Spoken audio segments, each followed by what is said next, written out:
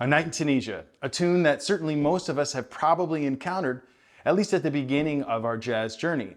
And most of us probably know how to play somewhat of an intro to this. But I wanted to take a closer look at what the bass players who played with Dizzy actually did. So let's take a deeper dive today into the iconic bass line on A Night in Tunisia.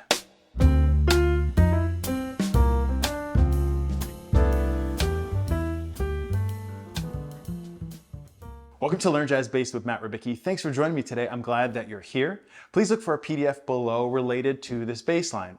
And this is the intro, as I said, and the accompaniment for the A sections to the standard A Night in Tunisia written by Dizzy Gillespie. And we all, or most of us probably have had some experience playing an intro to this tune. As I mentioned, we typically come across it at the beginning of our jazz journey. If you haven't listened to this tune yet, please listen to the whole thing. It's really a very, very important song to know in the canon of the tunes that we play. So, but this intro, most of us, very often, as is the case for, I think, a lot of players trying to play jazz, begin from the printed page. Probably from the real book, possibly from the legal real book, but probably from some printed thing. There are thousands of recordings of this. But I chose two that I think demonstrate something important, which is that there are some important but fine, detailed differences between what's written in the real book and what was played with Dizzy Gillespie, at least on these two performances. So you'll see on the PDF that I have three sort of different versions. At the bottom is what is written in the legal real book. That means that Hal Leonard, I think is the publisher of the real one, got the rights to publish the song A Night in Tunisia, and they put a bass intro. What is in the real book is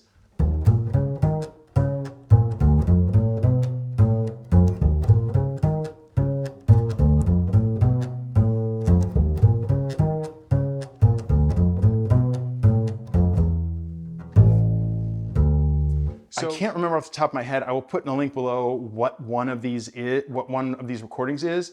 The other one, I'm not sure where I got it. I know for 100% sure that it's Dizzy Gillespie because he's talking before he introduces it. It's a live performance. So let's take a look now at letter A, the letter A variation that's on the PDF. The first difference is right off the bat. There's a pickup note, the and of 4, that starts it, and 1, and 1, and now the end of the third note, the end of beat 1, is different than before. It's a G natural, and what he's doing is just doing the E flat triad, basically. D, E flat, G, B flat, and now we can play the octave E flat here, and then now we can play the D flat, because this is E flat 7. So E flat, B flat, but check this out. There is also a chromatic approach to the D minor from C sharp.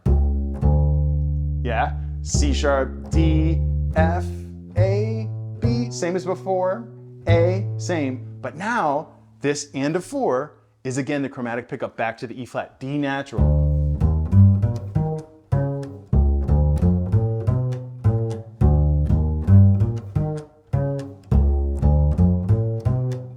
You see that difference?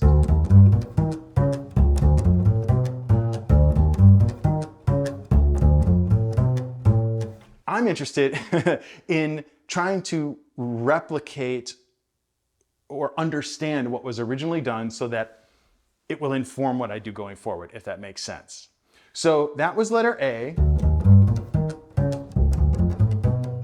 Now on another live recording from Dizzy, the bass player plays something similar but not exactly the same. He doesn't have a pickup, he starts on that E flat, and this is similar to the real book one. E flat, B flat, D flat, E flat, right? D flat. So this is all the same as the real book, but now instead of B flat, he's playing A, which is the 5th of the D minor. So he's pulling, driving, turning over to the D minor. A, D, same, B, A, and now there is a pickup note, chromatic pickup note to the E flat again.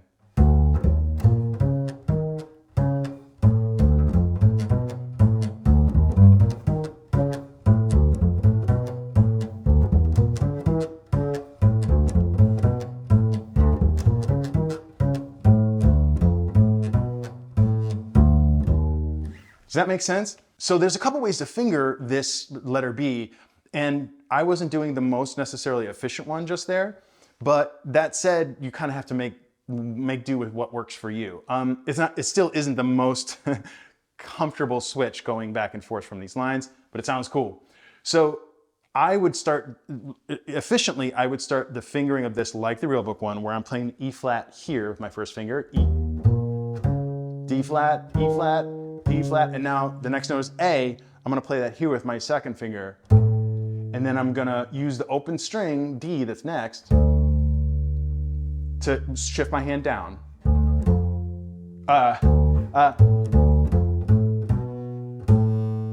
Yeah, and here I'm using the open string again, the D open string, to shift again. A, open D, open. So I'm using the time of those open strings to move back and forth in position.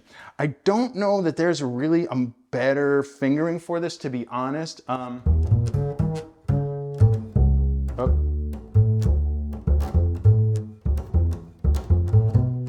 You could do that.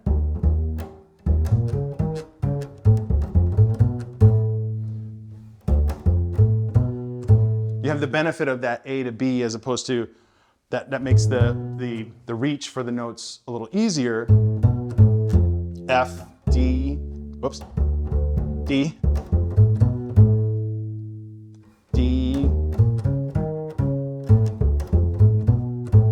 To me, like, it depends on your comfort level with this lower part of the fingerboard. It's not that I don't know what notes are there, it's just that the shifting for me isn't as comfortable as the other shifting, so I would rather spend a little extra effort to make a bigger shift because I have more confidence that I'm gonna play it in tune.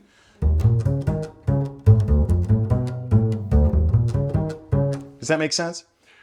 So, as you go forward with playing this tune, it's fine to play the real book version, that's fine. But check out these other little fine details, as I said, that can make a difference in what it sounds like. You know, when I play this, occasionally I will actually mess with the time a little bit. I might do something like,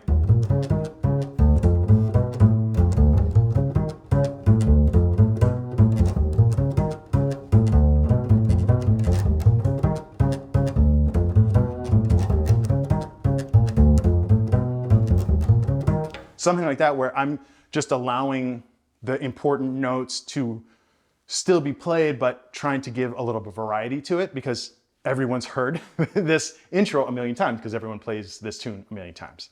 So I hope that that was informative and helpful. As always, thanks for joining me. Look for a PDF related to this. Please subscribe if you'd like to learn more about how to play jazz bass. And remember, straight ahead and strive for tone.